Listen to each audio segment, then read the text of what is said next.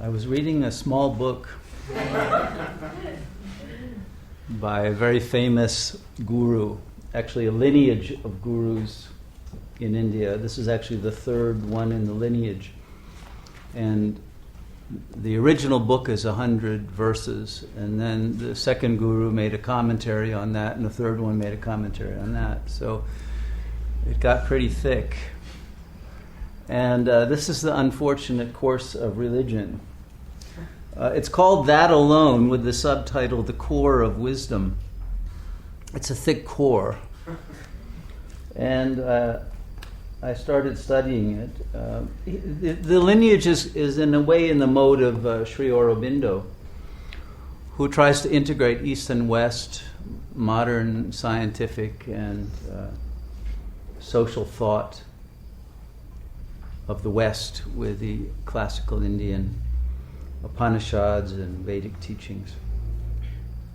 And if you start reading it, you'll see he quotes Kant, he quotes Spinoza, he quotes quantum physics, citing astrophysics and electromagnetism theory and every possible theory. Freud and Jung are in there, and more information.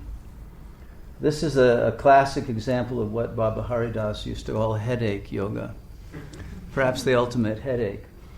But worth it if you need to undo a lot of false beliefs about who you are. The book will do it. But if you can just let go of those false beliefs, you can skip to the 100th verse, which I decided to do, having gotten tired of reading things I already knew. And verse 100 is actually sums up the whole book. It is the core of the core. And it's the only verse you need to read. They should have made it verse 1, and it would have saved people a lot of problems. Anyway, after all of this talk about the universe's unreality and the reality only of the self, finally, the guru, this is Narayana Guru, or the original writer, writes this: "Neither that nor this, nor the meaning of existence am I, but being, consciousness, bliss, immortal. Thus attaining clarity, emboldened, discarding attachment to both being and non-being, one should gently, gently merge in Sat Om." Okay. Neither this, that, nor this. In other words, you're neither the objective reality of the body, nor are you consciousness, nor are you the meanings that the symbolic capacity of consciousness can give you, whether it's quantum physics or psychoanalysis or any of that. So why bother learning all those meanings and becoming erudite at the expense of having lost your real self into a great theoretical labyrinth that has no reality either? But what you are is Satchidananda, which is immortal, eternal, and thus attaining clarity about that, be emboldened. In other words, be empowered not to feel like you have to learn anything externally or internally. Let it all go, discarding attachment to being and non-being. Discard attachment to your own ego, which in a sense is neither being nor non-being, because it's unreal, but it poses as if it's being. But if you let go of both, you won't have to be concerned. And then gently, without attacking yourself, without beating yourself up, gently, gently, twice. This is done with love. This is simply a letting go, a letting be of your real consciousness, free of all of that pseudo-knowledge, and merge in Sat Om. Om being the Logos, the Tao, the first manifestation of the Absolute that is beyond description. Sat Om, the real Om, not the representation, not the syllable, not the concept, but the real Om, which is, you could say, the primal quantum wave. Now I'm getting into all these other chapters here. I'm going to give you a lot of knowledge you don't need. Just be. Silence. Free yourself from all beliefs. That's all you have to do. All beliefs. Because all beliefs are false. All of them. And don't even take that as a belief.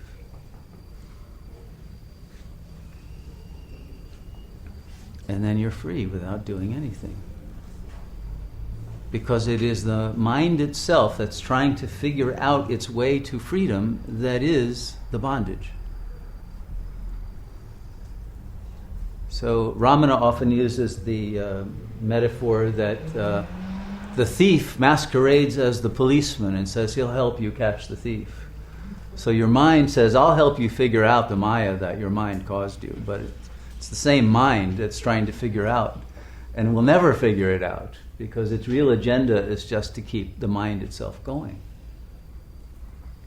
So as soon as you're done playing that game with yourself, chasing your own tail, it's over and you don't have to read any more of these fat books. And you don't have to have a fat head and you can experience real bliss. But there are people who need to read through every verse and every commentary and understand the science of it to justify letting go of things they were indoctrinated into believing in childhood and family systems, loyalty, and all of the traps that the ego mind is in. So it's not that this is valueless. The first 99 chapters are valuable. But that's the difference between gradual enlightenment and sudden enlightenment. And if you wish to at any moment, skip to verse 100. So in this school, we go through all the verses, but we always emphasize, you can skip to verse 100 tonight. Don't wait. If you feel ready, don't think you have to read the whole book. Because this book will then refer you to many other books, and of course you'll have to read them. And they'll refer you to even others, and they'll refer you to others. Don't make the mistake I've made. Be free now. So it has its uses, this kind of limited knowledge or shamanic knowledge or metaphysical knowledge. But get free of the desire to have that kind of knowledge, and then you'll be able to use it when necessary, but without being trapped in it or identified with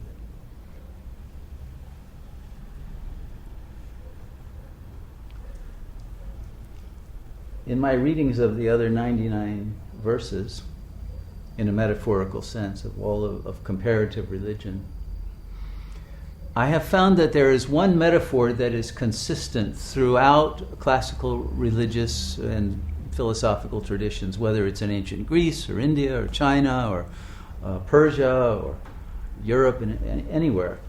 And that is the image of two birds in a tree.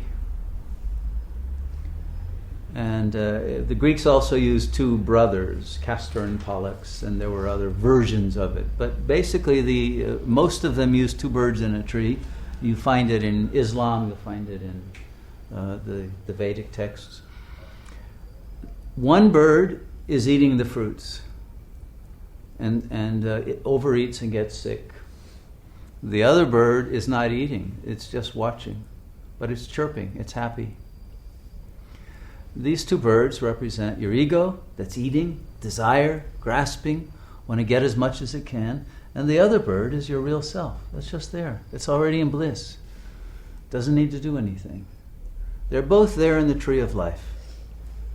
Do you identify with the bird that needs to eat, that feels lack, hunger, desire, insatiable need for something external to consume?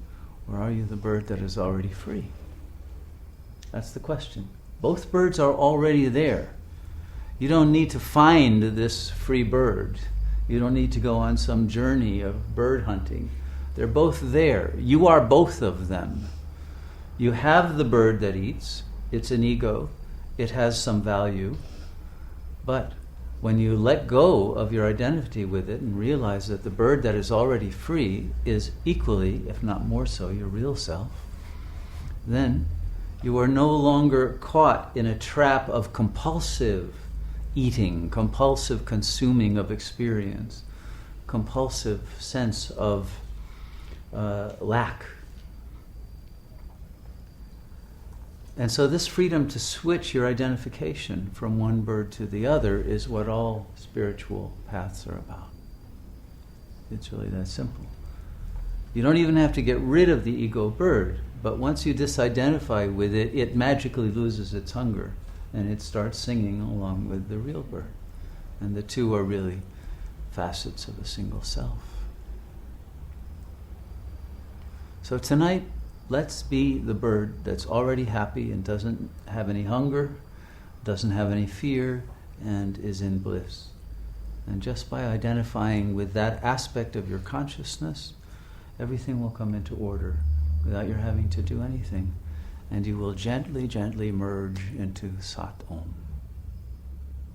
Let's do that.